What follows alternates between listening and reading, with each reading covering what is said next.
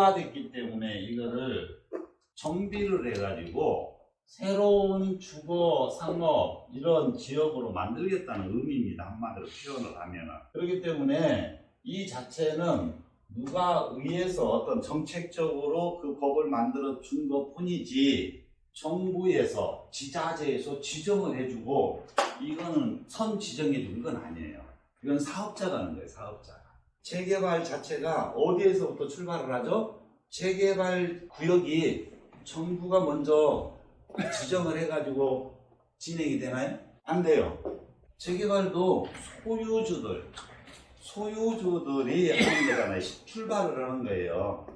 그래서 재개발도 마찬가지로 우리 구역에 이만한 구역 자체를 가지고 재개발을 추진을 하려고 한다라고 해서 이게 처음에 추진위가 만들어지잖아요. 추진위가 설립이 돼. 뭐 누가 됐든 몇 사람이 이렇게 해서 추진해가지고 여기에서 뭐를 해요? 이제 주민 동의를 자꾸 받아가. 우리 하자 저쩌자 뭐 이렇게하고 뭐 또 공문도 보내고 뭐 하면서 그러다가 이제 동의율이 높아지잖아요. 그러면 이거를 이제 정상적으로 신고를 해서 재개발 추진을 해야 될 거 아니에요. 그러면은 그때 가서 이제 구청에서 행정적으로 이 지역이 재개발 구역으로 지정을 하는 단계로 이제 조합 설립 조건을 먼저 맞추는 거예요. 추진위가 막 하다가 괜찮으니까 이제 조합 신고를 해야 될 거 아니에요. 조합 신고를 하면 타당성 있으면 받아주는 거거든. 그리고 이제 나와서 조합 설립 후에 여기에 사업 추진하면서 이게 괜찮다 하면은 나중에 타당성이 있어 오면은 여기를 재개발 구역으로 지구 지정을 해주는 거예요. 이게 이거나 똑같아. 그런데 이거는 재개발에 비해서 가로주택 정비 사업이라는 자체가 정책적으로 생긴 게 소규모 개발을 해서 정비를 하는 이거를 만들어준 거거든요. 소규모로 할 수 있게끔. 이게 규모가 좀 적어도 돼요. 그렇기 때문에 좀 노후화된 지역 동네 가면은 추진 사업소가 1개에서 3개 정도는 의뢰에 있어요. 각 부마다 보면은. 그런데 여기에 투자를 한다라고 하면은 투자 자체는요, 재개발하고 완전 틀려가지고 투자를 하기는 쉬운데 언제 된다는 보장성은 없어요. 이것도 사업 승인이 나와야 되는 거거든. 요 자체도. 그런데 이렇게 하자지만은 여기에 이런 지역들 대부분이 어떤 지역이냐면은 가로주택 정비 사업이라는 지역은 그냥 오래된 빌라나 오래된 주택만 있는 지역이 별로 없어. 다 이런 지역들은 어떤 지역이냐면요, 도로 너비도 괜찮고 도로 너비도 8m 이상 다 돼요. 2차선이든 이런 지역에 이렇게 작거든요, 보편적으로. 그러면 이런 지역은 대부분이 어떤 것들이 많아요? 상가주택, 근생주택 이런 것들이 있거든. 이런 것들이 70, 80대 분들이 보유하고 있었을 경우에 또 젊은 사람이 어쩌다 보유를 해서 좀 내용을 아는 분이 이런 분들은 이 가로주택 사업을 안 하고 싶어질 수도 있어요.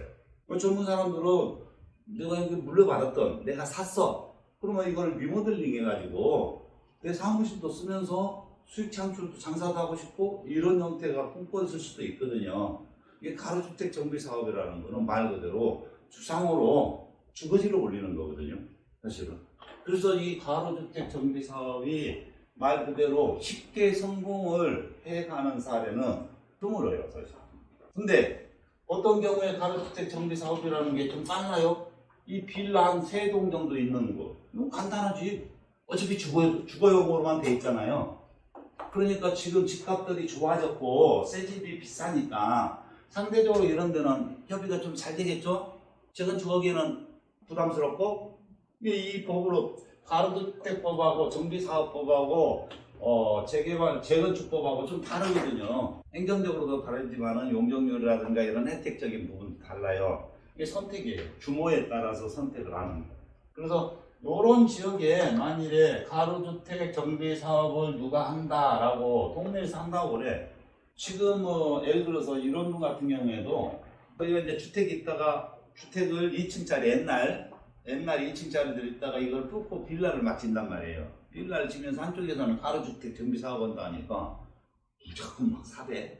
근데 빌라 새로 지어놓으면 그게 가로주택 정비사업이 되겠어요? 안 돼요. 수지 타산에서도 안 나오지만은 이미 우리가 재개발 지역도요, 새로운 빌라를 많이 지어버리잖아요, 어떤 동네. 그런 지역들은 재개발 추진이 어려운 거예요.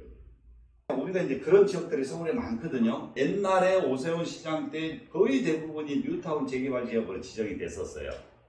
그러다가 박원순 시장이 되면서 50% 이상을 해제를 시켰어. 해제를 시킨 것 동시에 건축허가가 나오거든요. 지구 지정이 돼 있으면은 그 지구 지정에 맞게끔 개발 외에는 새로운 건축허가가 안 나요. 멈춰 있는 거지. 근데 그게 해제가 되면 이제 건축을 할 수가 있다는 말이에요. 그 해제가 되는 순간에 빌라 건축업자분들이 떼거리로 몰려와. 막 짓기 시작. 그거 새 집이 많아지잖아요. 저건 추진은 어려워져. 아예. 그래서 우리가 빌라 투자는 극과 극으로 가는 건데, 빌라 투자 잘하면은 대박 나고 못 오면 쪽박 찬다. 이런 이야기가 있는 거예요, 빌라는. 어찌됐든 간에 가로주택 정비 사업 지구로 누구한텐가 이야기 듣고 이 지역을 내가 매입을 하나 해놔야겠다 라고 생각을 하고 계신 분이라면은 추진하다가 안 될 때, 안 될 수도 있으니까 안 될 때까지 이거는 감안해가지고 투자가 이루어져야 돼요. 투자에 대해서 조금 못 모르신 분들이 돈은 많지 않고 하다 보니까 누가 어떤 이야기를 하다 보니까 이런 지역에다가 그냥 알바기식으로 딱 던져놓은 분들도 계시거든요. 그런 분들은 가로주택 사업이 진행이 안 되면 어떻게 될까요? 이건 뺏어갖고 못하는 거예요. 돈이 적을수록 어떤 투자가 이루어진다고 그래요? 돈이 적을수록 자기 발등 자기가 찍는 사례들이 많아요. 돈이 적게 투자할수록. 돈이 차라리 많으면 아니 뭐 도로변에 그냥 허름한 2층이는 하나 사놔버리면 되거든요. 야가 안 된다 그러면 내가 뭐 새로 리모델링이라도 해서 내가 사용하던 세를 주든 하겠다 이런 목적이 있어야 되거든요.